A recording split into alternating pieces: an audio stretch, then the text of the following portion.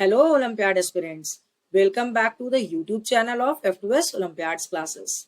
Here I will help you in Olympiad preparation as well as you are going to get the updates and detailed knowledge of various Olympiad exams. We are going to start an Olympiad preparatory series for grade 5 to 7 for mathematics.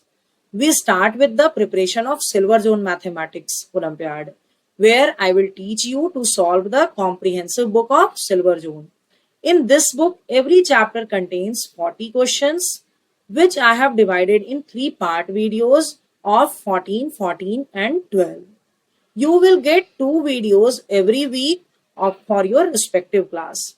To get the updates of these videos, don't forget to like and subscribe to our channel.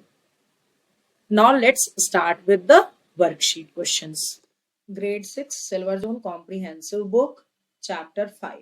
Video part 1, question number 1. Okay. Which one among the following statement is correct? So the word variable means something that is fixed. No, that is variable. The value of the constant which satisfies the equation is called a solution of the equation. I think constant means here constant should be replaced with a fixed value. Okay. Or a definite value. An expression with a variable constant and the sign of equality is called algebraic expression. Sign of equality is not compulsory. The definite value of the variable which satisfies the equation is called the solution of equation. Yes, this is the most appropriate among these four. So we will go with the option D. The first answer is option D. Okay. Question number 2. If the perimeter of a regular octagon means which has 8 sides, is 2x meter, then the length of each side will be. Regular octagon means all the sides are equal. Okay? So side will be the perimeter divided by 8. So that is your 2x by 8. If you simplify it, so 2 1 are 2, 2 4 are 8. It will be your x divided by 4. It is in the option number C. The second answer will be option C. Okay?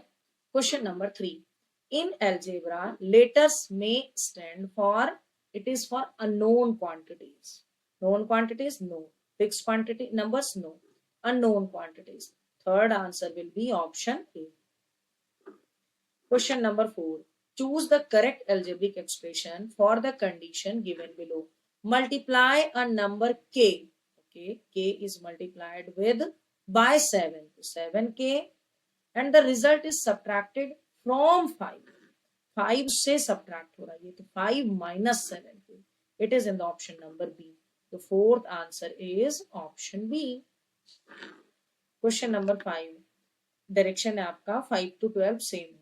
Choose the correct expression. Correct expression choose करना है हमें for each of the case given below. 15 is added to the predecessor of an integer. So here we can see n is the integer. n क्या है आपका integer. तो predecessor क्या हो जाएगा आपका n minus 1. n minus will be your predecessor. ठीक है. अब है 15 is added to n minus 1 plus 15. That is your n plus 14. ठीक है. Where n is the integer. इसलिए option A. तो fifth answer is option A. Sixth one. One more than twice the number. कोई एक number है, suppose that number is k, उसका twice तो 2k plus 1, ठीक है, is added to 5 more than the same number. इसको add करेंगे हम 5 more than the same number means k plus 5 से. तो similar or like terms will be added with the same one. So 2 plus 1 3k plus 6. तो 3k plus 6 कहाँ है आपका option A. तो sixth answer is option A. Come to 7. 11 more than y times of 7. ठीक है. It means 7y plus 11. is subtracted from the largest two digit number. Largest two digit number होगा आपका 99 and minus this. ठीक है, क्योंकि largest two digit number से subtract हो रहा है, from it is written here. So it will be your 99 minus 7y plus 11. This is your 88 minus 7y. तो ये कहाँ है आपका option number C. Seventh answer is option C. Question number 8. Perimeter of the rectangle whose length is 7 times its breadth. ठीक है, तो we can write L equal to 7 multiply by B, और B तो आपका बी ही है. तो perimeter of rectangle equal to 2 into L plus B. तो 2 इंटू एल हो गया आपका 7b प्लस ब्रेथ हो गया आपका स्मॉल b. तो here it will B 8b, 2 multiply by 8b, that is your 16b. 16b is in the option number A. Eighth answer will be A. Ninth question. Her father's age exceeds her age by 24. तो अगर उसकी as A है तो father की as A plus 24 होगी, because her father age is exceed. ठीक है, तो this will be option A. Ninth answer is A. Question number 10. If a notebook costs m rupees and a pen costs 15 rupees, then the total cost of 5 notebook and 17 pens.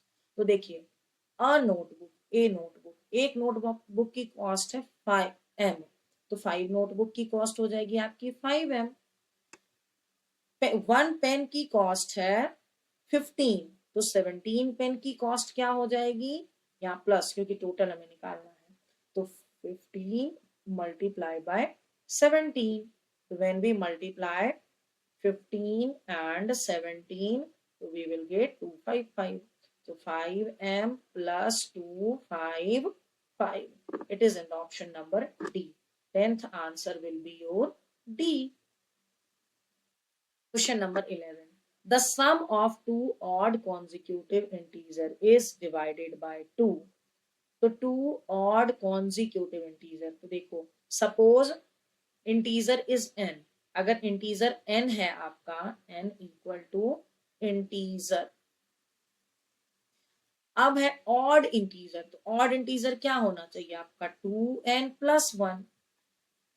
ठीक है, और दूसरा odd integer क्या हो जाएगा आपका consecutive 2n plus, अगर 1 ये है तो वो हो जाएगा +3.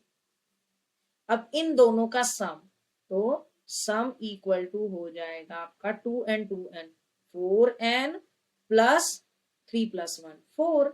अगर आपने इसको 4 कॉमन कर लिया तो अंदर हो जाएगा आपका n plus 1. अब है divided by 2, some is dividing with 2, तो 4 into n plus 1 divide by 2, 2 2 जा 4, तो ये हो गया आपका 2n plus 1. ठीक है, तो इसको आप लिख सकते हो 2n plus 2. तो ये कहाँ है आपका option number C. 11th answer is option C. Question number 12. p is multiplied by -21, तो ये हो गया आपका -21p, and the result is subtracted from the least prime number. Least prime number is 2. इससे सब्ट्रैक्ट हो रहा है 2 माइनस -20p, तो ये माइनस माइनस प्लस हो जाएगा 2 plus 21p. ये किधर है आपका ऑप्शन नंबर सी में. तो 12th answer will be option C. Now 13th. 1/8 of a number is 84 less than the number. 1/8 of a number. Suppose that number is x. ठीक है, 1/8 of the number will be x by 8. It is less than 84. ये x से 84 कम है. ठीक है, तो ये हम कर सकते हैं x minus x by 8 equal to 84. तो ये हो जाएगा आपका 7x by 8 equal to 84. This implies x equal to 84 multiply by 8/7 हो गया यहाँ पर 1296। ठीक है, option B. 13th answer is option B, क्योंकि x ही तो नंबर था हमारा। Question number 14, which one among the following statement is incorrect? Incorrect ढूंढना है। 0 is the solution of this equation, तो आप देख लो, लेकिन हम लोग चेक कर लेते हैं।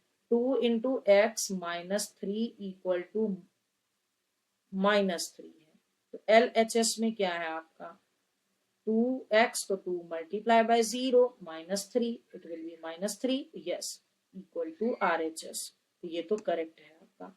If y is a negative integer, then minus y will be a positive integer. Yes, क्योंकि अगर y आपका नेगेटिव इंटीजर है मतलब -y, तो -y, अब बाहर में एक हो गया इसका -y, तो ये बनके तो +y हो जाएगा ना, it will be a positive integer. Correct है ये आपका।